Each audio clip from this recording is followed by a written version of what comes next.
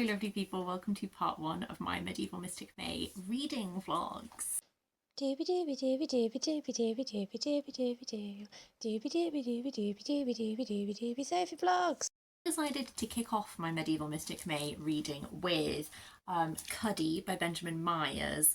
This was recommended by Caroline, and then also Kerry said that she was interested in seeing how I find it, so I was like, the people are speaking. As I said in my TBR video, Cuddy is a reimagining of the life of St Cuthbert, and it's also playing around a lot with form, and I have to say I'm really enjoying it so far. I am 170 pages in. I'm finding it's super duper readable in that the form is quite sparse at times, so I'm saying I'm 170 pages in, it feels like I've like whizzed through those 170 pages. The thing that surprised me as soon as I started reading this was that actually this begins and St Cuthbert is already dead, because one of the notable things about St Cuthbert is that a lot of time in Lindisfarne, and he was a bit of a hermit at one point in this very remote area. There's all of these little stories about him and his interactions with animals and this kind of thing, but essentially he died, his body was interred, and then later his body was uninterred, and one of the miracles ascribed to him was this miraculous lack of decomposition to his body.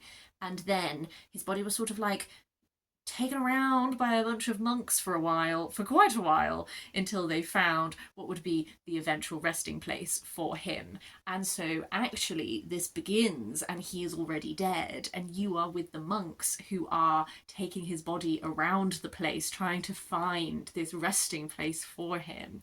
But as well as the monks, you're actually sort of following this woman who travels with them, who her understanding of her own past is a bit fuzzy. She was taken in by the monks quite young, and she does a lot of the, she does the cooking, she does the herbal work, she does all that kind of thing, but she has received visions of what this final resting place for St Cuthbert will be, that you as a reader know, grand cathedral where he and all of that, but you are watching, well, you are experiencing this sort of this journey, this seeking, these visions that she has, and then also this internal conversation that she has with Cuddy. And I think that's where some of this interesting like form comes into it, is that you have some of these like more verse style passages. Some of them are like from St Cuthbert's perspective, and then some of them are like a conversation between a diva, our female main character, and Cuthbert in the afterlife, about his life, her asking him questions, that kind of thing. And then you also have these sections which are lots and lots of excerpts from different texts. Some of those texts are like medieval texts, like The Life of Cuthbert by Bede, and that kind of thing. And some of them are much more contemporary, by, Dr. Janina Ramirez was quoted in here, my babe, but like lots of like more contemporary writers and that kind of thing. And I find those sections really interesting. It's like every, rather than like proper chapters, it's like every section kind of begins with this mosaic tapestry style, lots and lots of little excerpts, and then you have this more like free verse style like narration thing. And I'm finding those excerpts quite an interesting aspect. I guess to me it's making me think about the construction of narratives, in that there is a route in which all of this is the primary research that you as an author do, and then you rewrite it into a fiction narrative style. Whereas rather than that, what we kind of have is just like those raw quotations that you've come across as you're doing that research, and it creates this little like patchwork vision of the life of St Cuthbert, and also, I guess, sometimes highlighting how little we know, I guess, and sometimes highlighting the way that stories build. And this is what was said in this medieval text, which is not contemporaneous with Cuthbert but is closer, and then this is something that's a bit later, you know, like I guess that kind of like building of a story of a person. So yeah, I am really enjoying this. Actually, I've paused 170 pages in at what feels like quite a interesting hinge point of perhaps having found where Cuthbert will rest. So that makes me very intrigued for what the rest of this narrative will be. And Avila as our main character is also a little bit on a cusp that I'm intrigued to see how that's going to play out. So there's also, I guess, some like, you know, traveling with a band of these people, there's different personalities within these monks that are sometimes fractious and sometimes not, and all that kind of thing. So I'm definitely intrigued about where this is going. I'm finding this so eminently readable, and I'm really, really enjoying it. I think for this part one, I am going to prioritise as my non-fiction choice Pilgrimage, Journeys of Meaning by Peter Stanford, because this has all been like a journeying pilgrimage to find a resting place for him. This feels very like cohesive to read following on from that.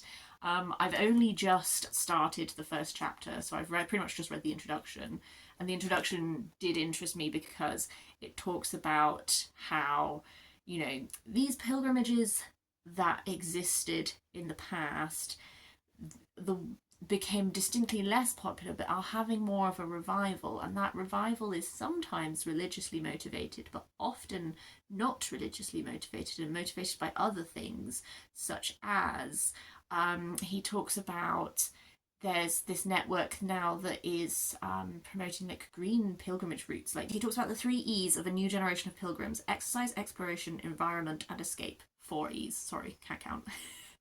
And that's interesting. There's discussion in here about people being drawn, regardless of faith, to experiences that connect them to the world, and walking as a very key aspect of that, and walking as something which, despite being a very physical activity, helps you almost disconnect from your body somewhat and have much more interior spiritual thinking time. And so that sort of angle of pilgrimage can be something which is not actually tied to the original religion anymore, but that still has a spiritual dimension for many people across different faiths. I think that's a really interesting thing to sort of think about. Chapter 1 is Santiago de Compostela. This covers quite a lot of different places around the world. Shikoku, Mecca, that kind of thing, Lalibela. So I'm quite intrigued by this, and I think that will make a nice little companion reading moment. And then the third book that I'm going to read in this part one is The Interior Castle by St. Teresa of Avila, because then it also means that in my part two, I end up with like one fiction, one primary medieval, one non-fiction. So I think that's quite a nice way of splitting it. Already this has been interesting. I've read the introduction, and then I've read I'm on the second dwelling within the interior castle. St. Teresa de Avila was writing in the 14th century, and I really enjoyed the introduction. This is in my TBR video I was sort of saying about I'm sort of kind of fascinated by, particularly I guess for women in these times, these writings which now might be a very accepted aspect of Christian faith and all that kind of thing, being extremely radical at the time and not actually being accepted at all. Because there's this whole description of Teresa. She had this guy, John of the Cross, who she sort of recognised as like a spiritual guide, and they sort of guided each other somewhat.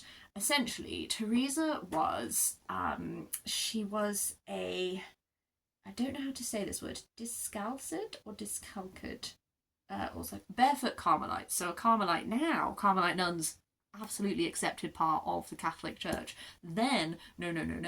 This is what, like, I'm just going to read you this tiny bit. So this guy who she had this spiritual connection with, very dedicated to each other. This dedication resulted in John's capture by the mainstream Carmelites only 3 days after Teresa finished writing The Interior Castle. The angry monks imprisoned their brother in a dark tower and tortured him for 9 months. On the verge of death, John miraculously escaped captivity, finding sanctuary in one of Teresa's discalced convents, where he composed his mystical masterpiece, Dark Night of the Soul.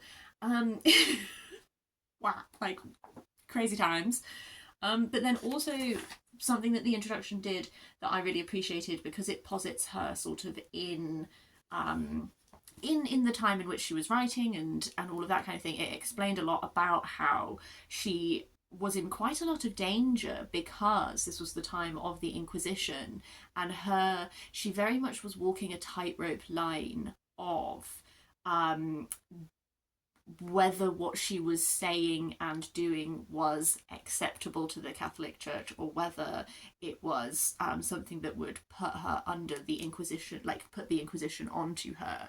And the translator, Mirabai Starr, writes in the introduction about how in this translation she has attempted to I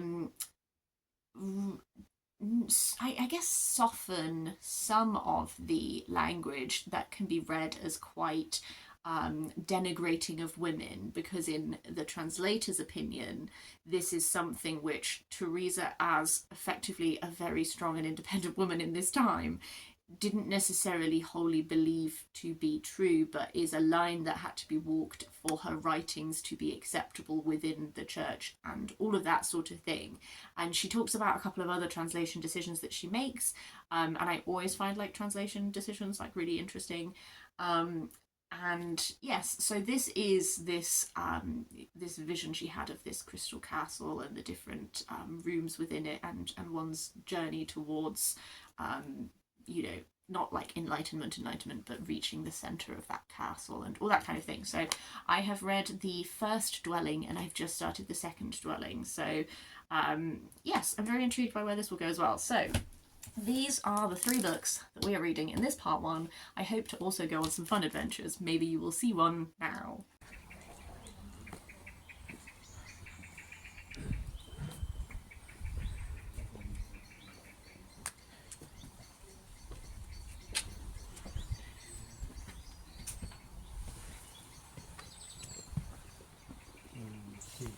We are at Tinton Hole House. That bird agrees. It's the kitchen garden. We've done the planted garden, and then this is where they grow lots of veggies.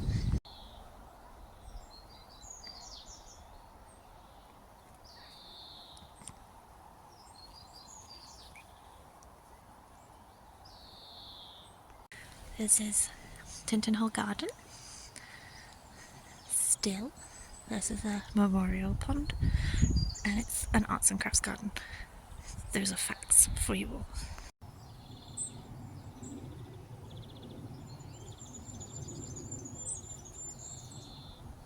I love May. I love all the greenery. It makes me feel alive. Look at it. Look at all of this. Look at all of this. Look at all of this. Delightful. Today's update is coming to you from Duvet, having a few med side effects today, not feeling wonderful.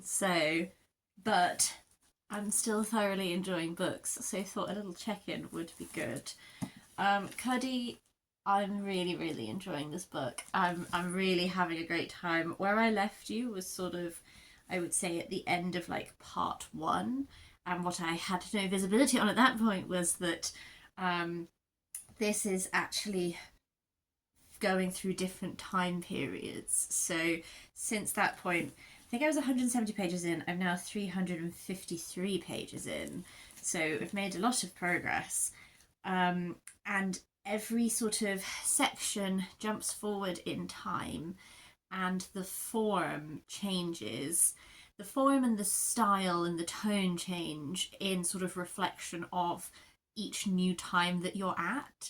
So as an example, there's a whole section which is about during the English Civil War, loads of Scots soldiers, prisoners of war, were kept in Durham Cathedral, which is where St Cuddy ends up.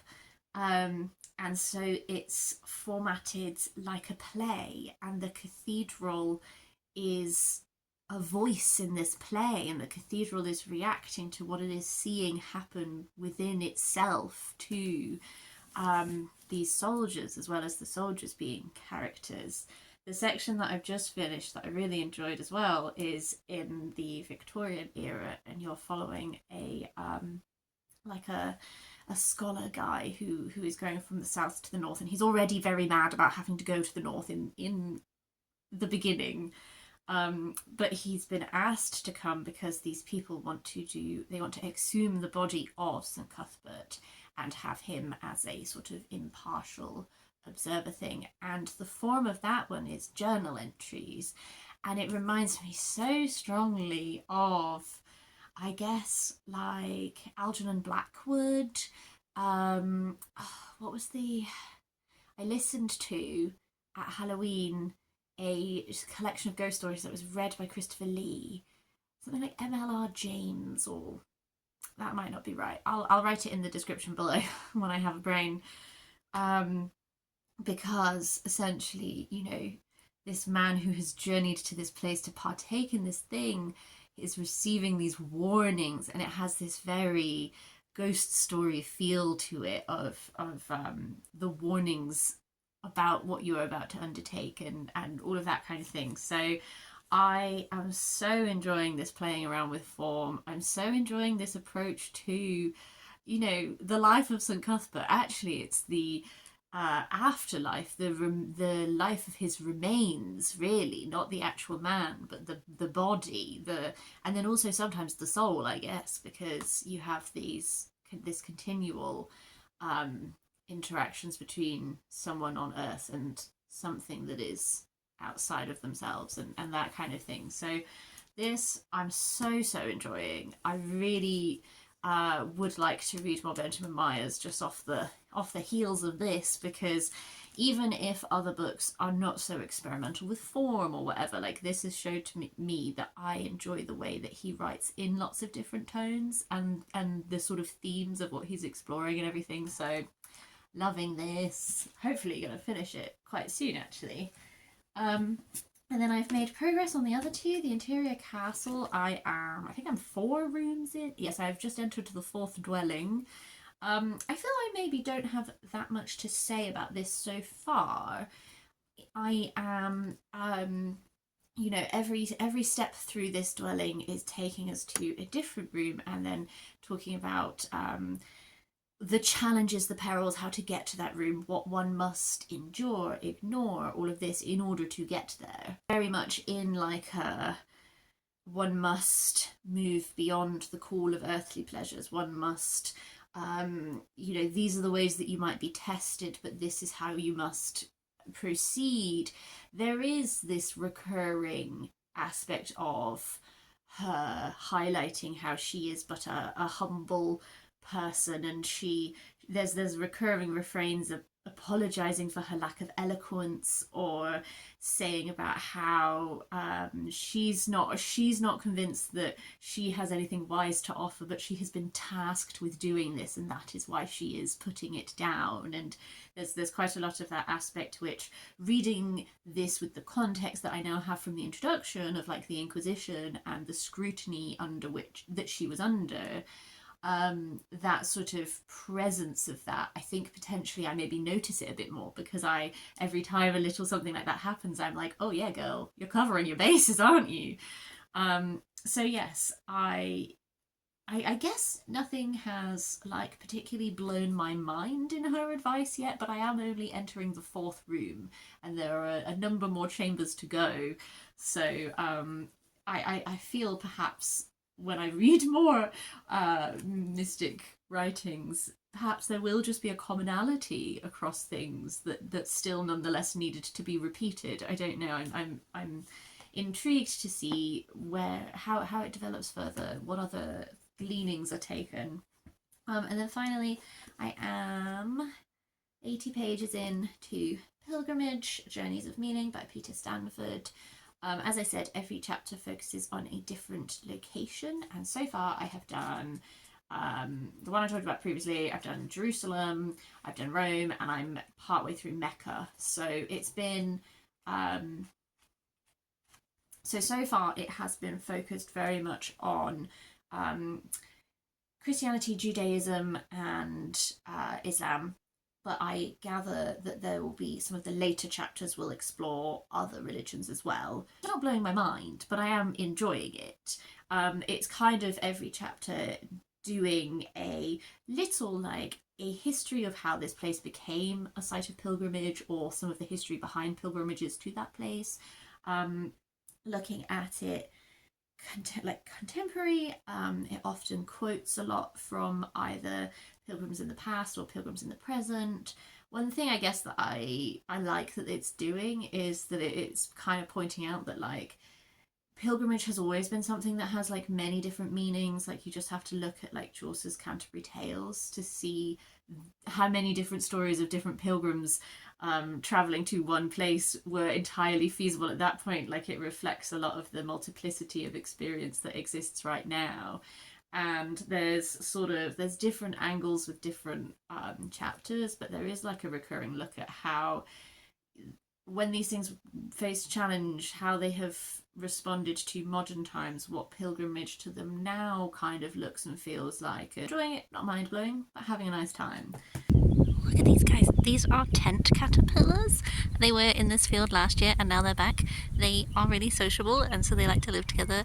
But they go into the tent when it's hot or it's raining, and when it's not, they you can see they have stripped all of these leaves because they crawl along and they eat everything. Oh, they're back! Oh, I'm so delighted.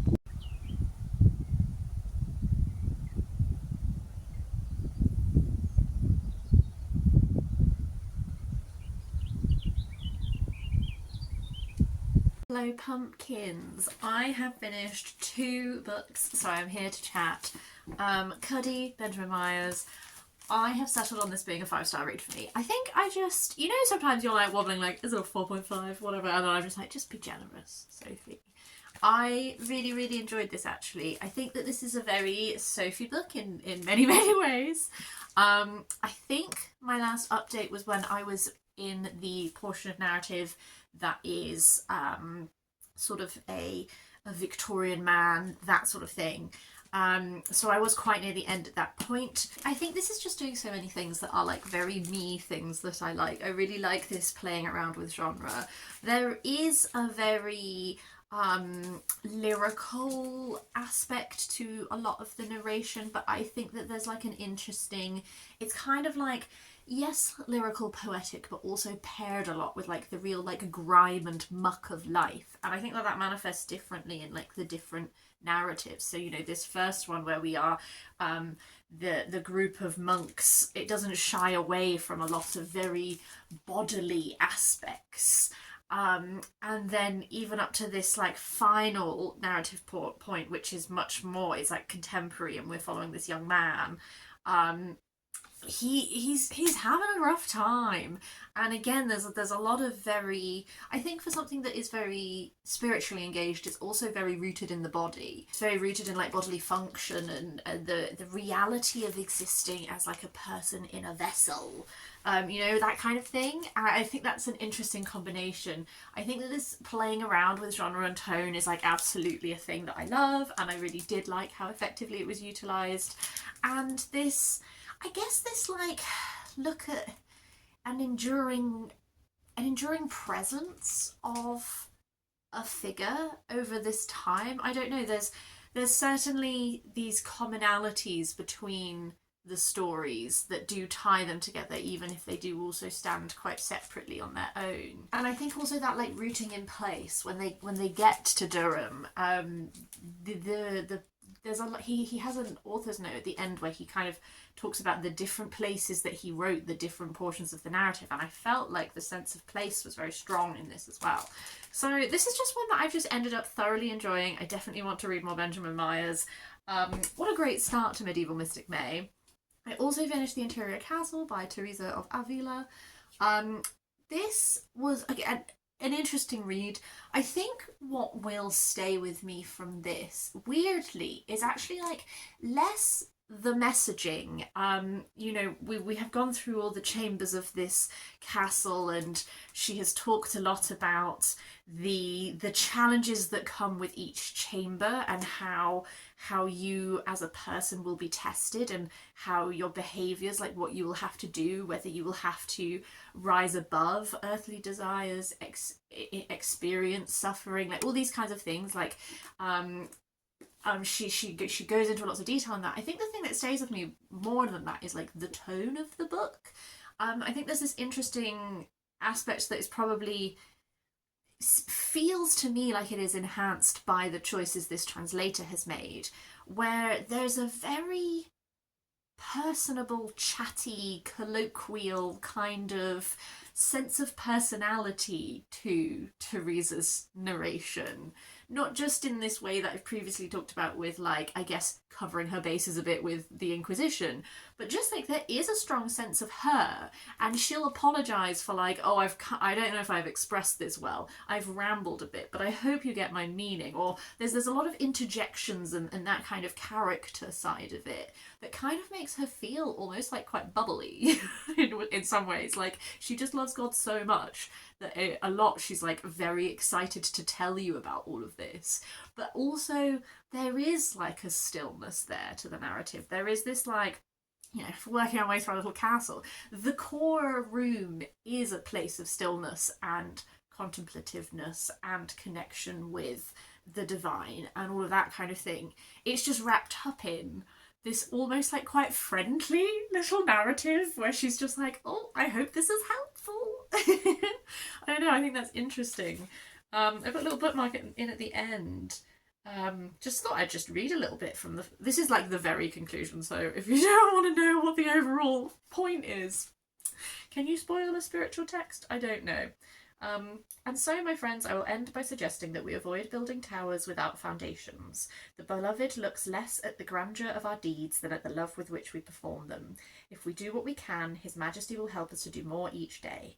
It's best not to start off exhausted by impossible efforts. This life is short, maybe even shorter than most of us think. Let's offer the beloved whatever inner and outer sacrifice we can give. His Majesty will unite our offerings with the sacrifice the Son made to the Father on the cross. Then, even if our deeds are small, they will be made great through the greatness of our love for God. I feel like that's kind of the gist of this at its very core. It was interesting. I guess standout bits from this for me were, I did find it interesting when she's talking about how do you about visions and how to tell if a vision is divine or if it is something that is being sent to deceive you. These sorts of like insights into, I guess, what a state of mind would be like for her, and what that sort of ecstatic experience of faith feels like, and all that kind of thing. I don't know, that was interesting. Like standout banger quotes for me, like Julian of Norwich did, but it has been an interesting thing to contemplate and to think about. Hello, pumpkins. I'm hopping in to do the final reading update of this part 1 vlog because I have finished Pilgrimage by Peter Stanford. Before I do, I just thought I would set the scene. I have finished the book listening to the sweet birds in my garden. I have my final, I made chocolate banana muffins because I'm trying to teach myself to like bananas. And it turns out if you just make a muffin that's 80% banana, I will eat it. And I also got these lovely flowers the other day because they were so vibrant, and I was like, wow. And then I've put them in water and I've realised that they're definitely died because the water's gone bright pink.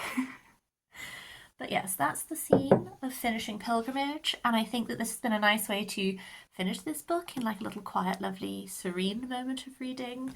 On the whole, I have found this interesting. I do think it's not a non-fiction book that has dazzled me. I think either in style or I guess a little bit like depth.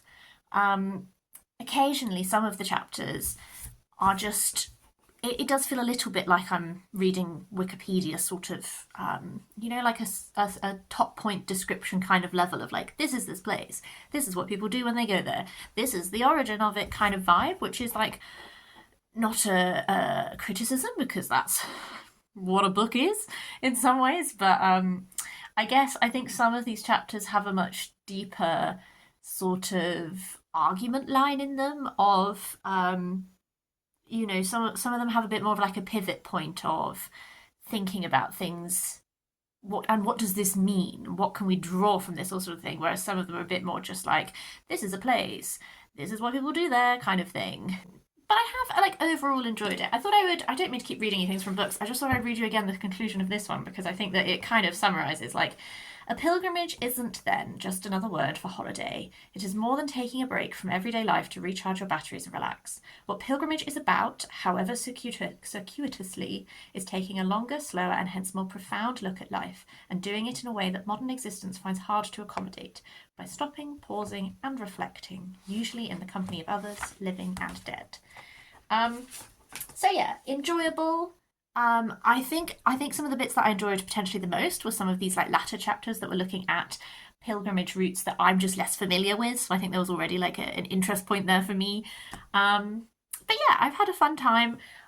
Part 2 of this video will include at least 3 more other books and hopefully some more adventuring.